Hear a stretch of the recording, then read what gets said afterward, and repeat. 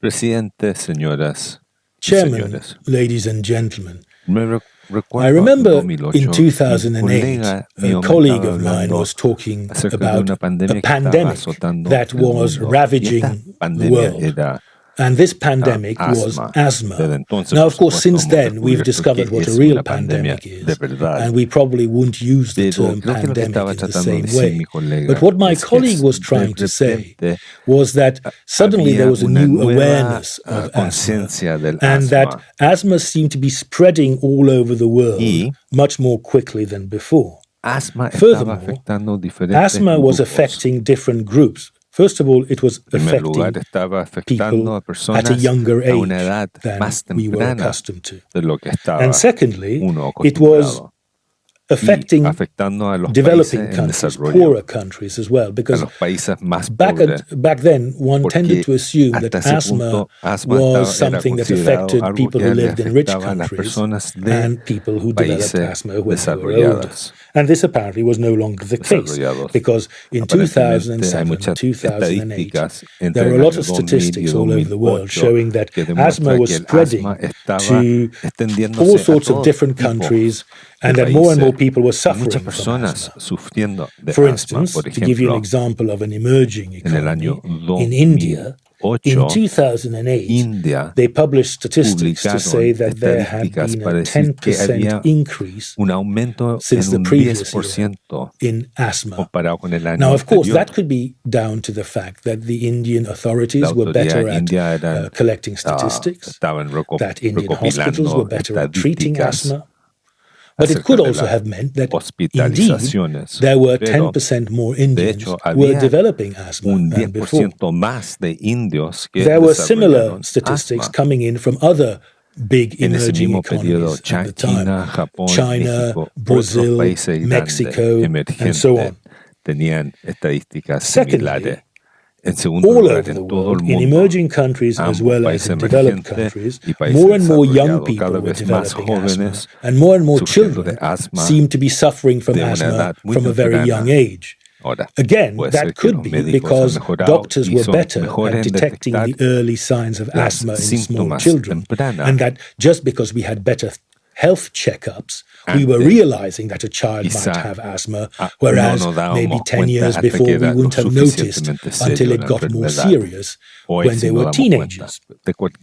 Either way, it was worth commenting upon, as my colleague did. Asthma itself has been around for a long time. We're all familiar with asthma. Asthma, to keep it very simple, is a respiratory disease. It affects your ability to breathe. If you don't breathe properly, you don't get enough oxygen in your blood. If you don't get enough oxygen in your blood, it's hard for your body to function properly. So you could have lower energy levels. People who suffer from asthma sometimes feel tired most of the time, or can't do simple things like do sports, or in some cases they can't even go up the stairs if they live in a house that has a lot of stairs. Asthma can vary greatly. There are actually people who have asthma who are able to have a very active life. Some top sportsmen have asthma because they only get asthma attacks occasionally. And if they have the right treatment, which is usually a respirator, a spray that helps them breathe properly, they can actually even be professional athletes. Other people don't become professional athletes, but again, they can probably have a normal life as long as they have their asthma inhaler to help them, or as long as they take certain medicines. For some people, it's much more serious. They're not ill in a life-threatening way, but as I said, they feel tired all the time. They can't do any sport. They can have a semi-normal life, but they struggle to do things like go for a walk or go up the stairs or carry their shopping. And in extreme cases, people who have very serious asthma can have regular asthma attacks, and if they're not looked after properly, they can die. Either way, as I've said, asthma has been around for a long time, and we're relatively familiar with it and with how to deal with it. As I've said, we've developed these inhalers, these little sprays that you can use, and there's lots of other more active medical ways of combating asthma. Asthma is reasonably well understood.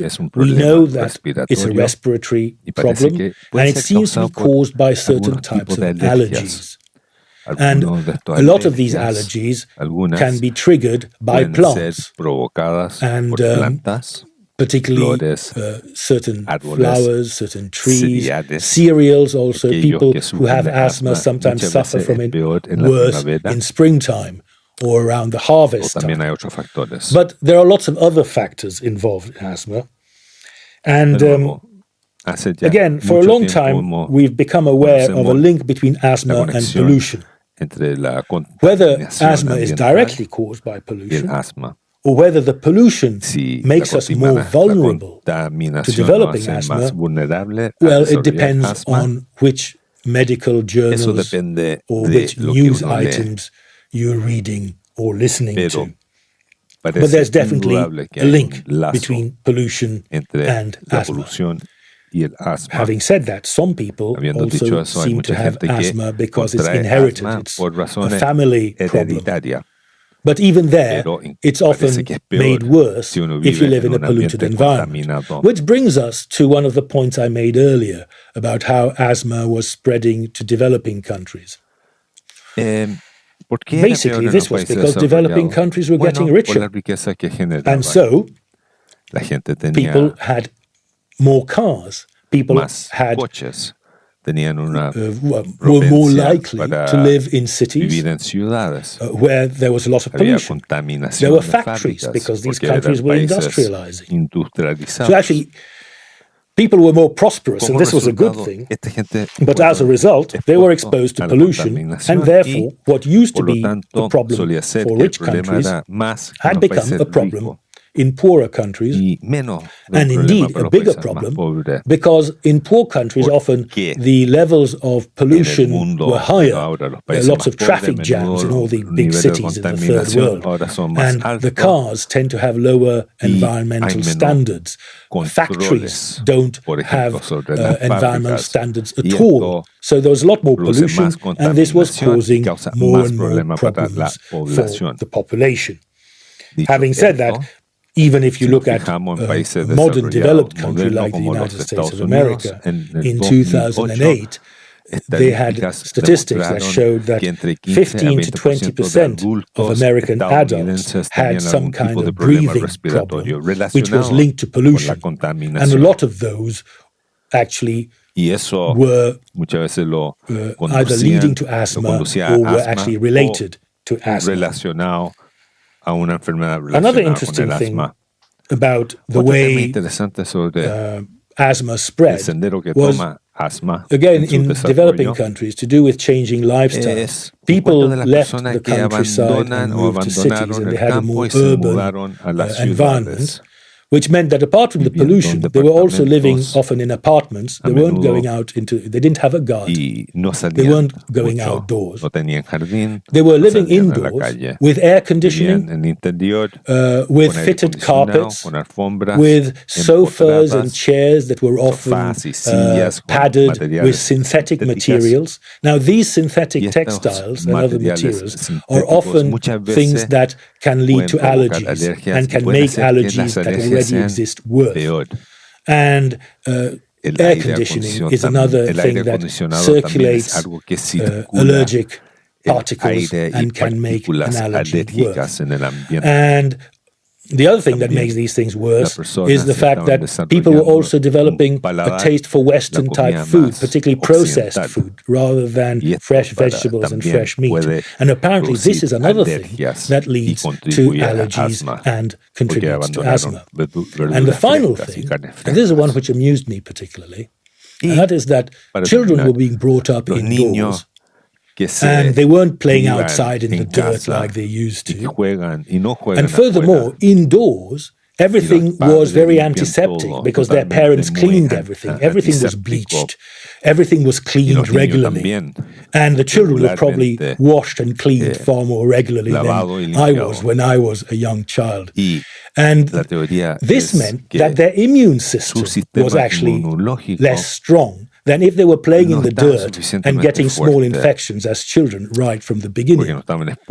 So in conclusion, I don't know what we can do about pollution, but maybe one thing we can do is allow children to go out and roll around in the dirt and have a good childish time. And personally, as a small boy who used to like rolling around in the dirt, I can tell you a small child would be very, very grateful if you just stopped cleaning them and let them get dirty occasionally. And on top of it, you might even improve their health. So that's worth thinking about. Thank you.